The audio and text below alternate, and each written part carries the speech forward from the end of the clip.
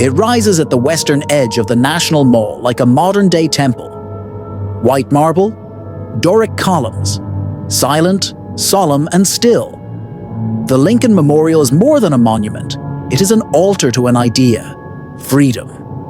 Within its walls, a man carved in stone sits alone, but around him swirl the voices of protest, remembrance, and change. This is not just a tribute to Abraham Lincoln. It is a reflection of what he stood for, and a mirror of the struggles that continue to define the American story. Built during a time of division, dedicated in a time of hope, and reclaimed during moments of social awakening, the Lincoln Memorial has become far more than a statue. It is a gathering place, a battleground for justice, a silent witness to some of the most powerful moments in American history. This is the story of how the Temple of Freedom came to be.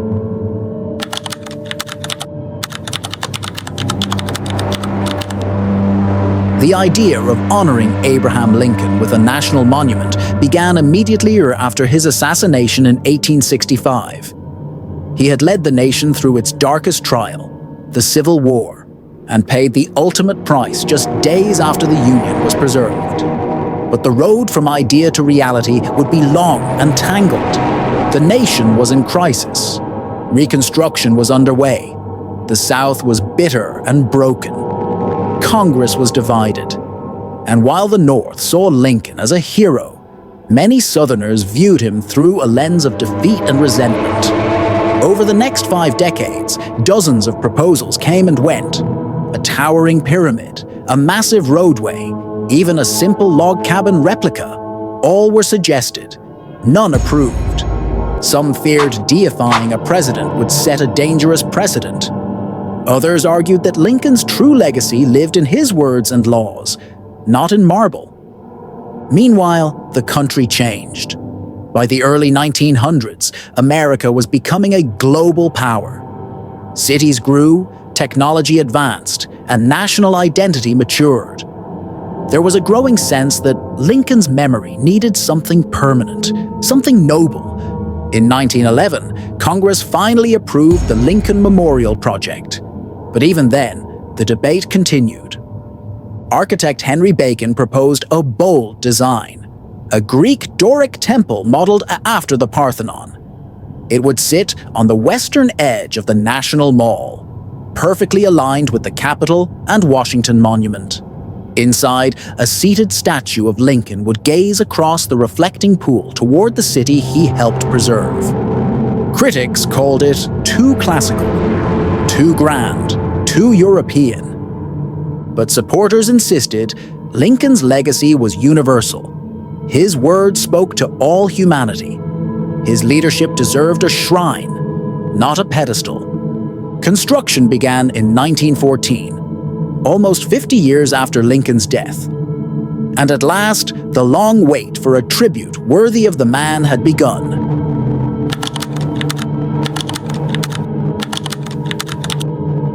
As construction of the Lincoln Memorial began in 1914, the world outside was rapidly changing. War was erupting in Europe. At home, the United States was wrestling with industrialization, racial injustice, and a growing divide between rich and poor. Against this backdrop, the effort to immortalize Lincoln became more than a building project. It was a statement of national values. The site was carefully chosen, the western edge of the National Mall, facing the Capitol Dome across the reflecting pool. The alignment was symbolic, a line of sight that connected legislative power with moral vision. Architect Henry Bacon's design drew heavily from Greek ideals. The Doric columns, 36 in all, represented the 36 states in the Union at the time of Lincoln's death. The number wasn't random, it was intentional.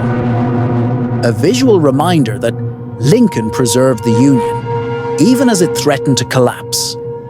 Inside the memorial, the task of bringing Lincoln to life fell to sculptor Daniel Chester French. His challenge? Capture not just the likeness of a man, but the weight of a presidency. The result was a seated figure of Lincoln, calm, contemplative, yet commanding. The statue stands 19 feet tall, resting on an 11-foot pedestal, making Lincoln an imposing 30-foot presence under the vast coffered ceiling. Behind him, the inscription reads, "In this temple, as in the hearts of the people for whom he saved the Union, the memory of Abraham Lincoln is enshrined forever." It's not just a memorial, it's a temple of democracy. From the Tennessee marble floor to the Colorado Ewell marble statue, every detail was meant to evoke reverence, a sacred civic space, a place where ideals, unity, freedom, justice are not just remembered, but felt.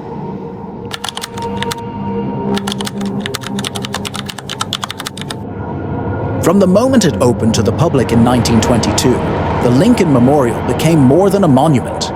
It became a stage for reflection, for protest, for progress. Its design invited stillness, but its steps became a platform for movement. Within a generation, Americans began to treat it not only as a place to honor the past, but to confront the present. One of the earliest and most powerful moments came in 1939.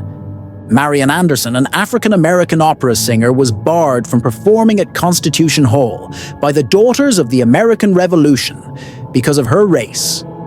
In response, First Lady Eleanor Roosevelt helped arrange for Anderson to perform at the Lincoln Memorial instead.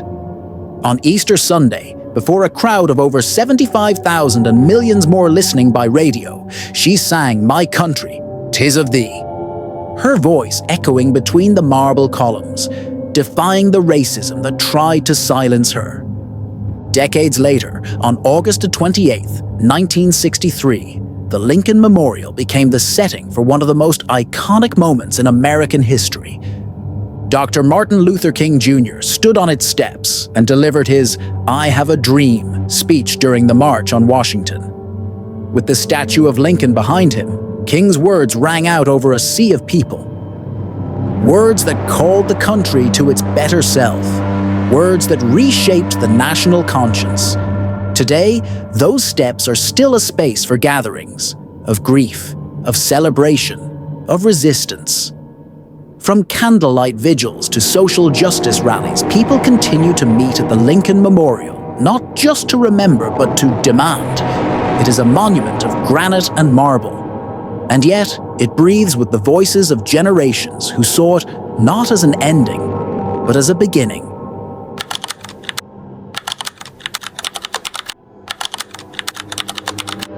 Every great monument has a story behind its creation, one shaped not just by history, but by the visionaries who translate meaning into form. The Lincoln Memorial was no exception. At the helm of its design was architect Henry Bacon, a man inspired by classical ideals. He envisioned a memorial that would elevate Abraham Lincoln not just as a president, but as a timeless figure. A leader whose influence echoed across centuries. For Bacon, that meant invoking the architecture of ancient Greece, the birthplace of democracy. The result was a Doric temple, 36 fluted columns representing each state in the Union at the time of Lincoln's death. The structure itself communicated unity, endurance, and reverence. But inside that temple, the soul of the memorial came to life through the hands of Daniel Chester French, the sculptor responsible for the seated statue of Lincoln. At 19 feet tall, carved from white Georgia marble, Lincoln sits not as a ruler, but as a thinker.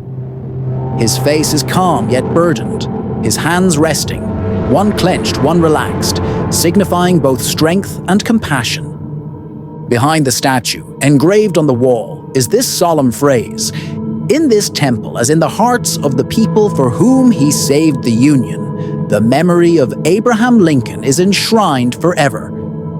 It is not just a tribute, it's a declaration that Lincoln's legacy is not contained in bronze or stone, but in the collective memory and moral fabric of a nation still striving to live up to its ideals. To the left and right are inscriptions of his Gettysburg Address and Second Inaugural Address. both etched in full. These were chosen not only for their eloquence, but for their enduring truth. They remind us that the memorial is not a shrine to perfection, but a call to continue the unfinished work of justice and unity.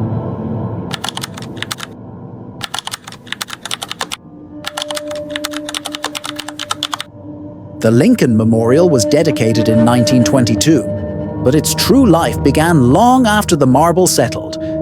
It was never just a place to admire. It was destined to become a stage, a forum, a battleground for ideas.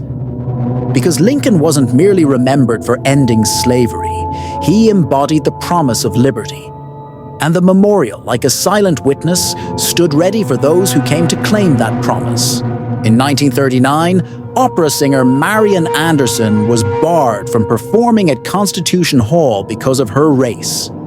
In response, with support from Eleanor Roosevelt and the NAACP, she performed instead on the steps of the Lincoln Memorial. Her voice soared over the reflecting pool, echoing between the columns, declaring through song that freedom must include everyone. More than 75,000 people listened. Millions more heard it on the radio. It wasn't just music, it was resistance.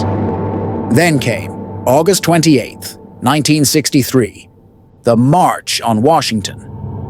250,000 people gathered before the memorial in a peaceful demand for civil rights. And from its steps, Dr. Martin Luther King Jr. delivered one of the most iconic speeches in American history. "I have a dream."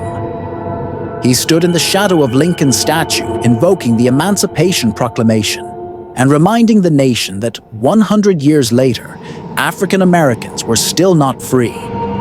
The speech transformed the memorial into a sacred ground, not just for remembrance, but for reckoning. Since then, the Lincoln Memorial has welcomed vigils, protests, and celebrations.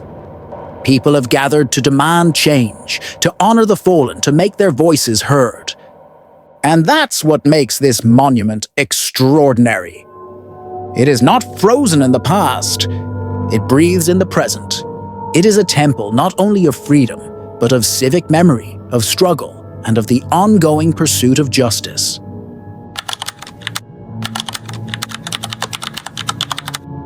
While the Lincoln Memorial stands firmly on American soil, its meaning reaches far beyond the National Mall. It has become a symbol not only of domestic liberty, but of global aspiration, a monument that represents what America says it stands for: justice, dignity, and human rights.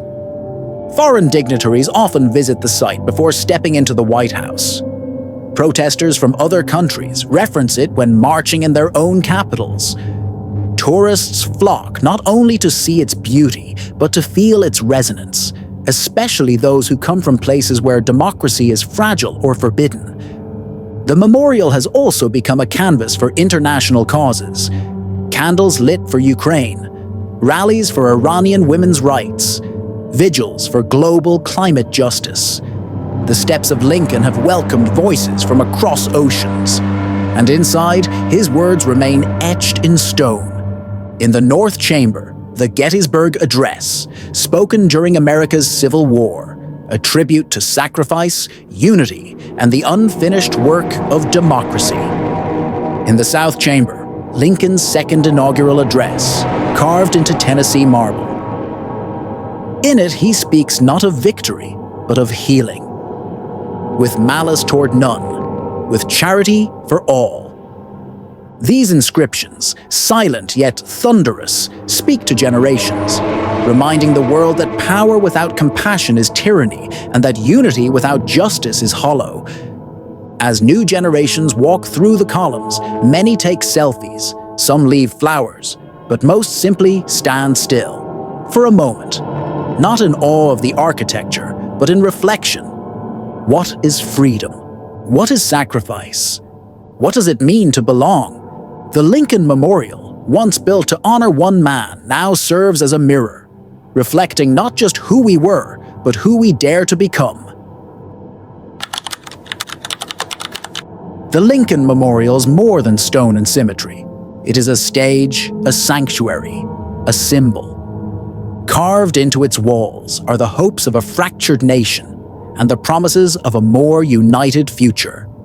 From Lincoln's solemn gaze to the towering columns that surround him, the memorial does not glorify a man. It amplifies a mission: freedom, equality, and the enduring fight to live up to our founding ideals. Generations have stood at its steps, some to honor, some to protest, all to be heard.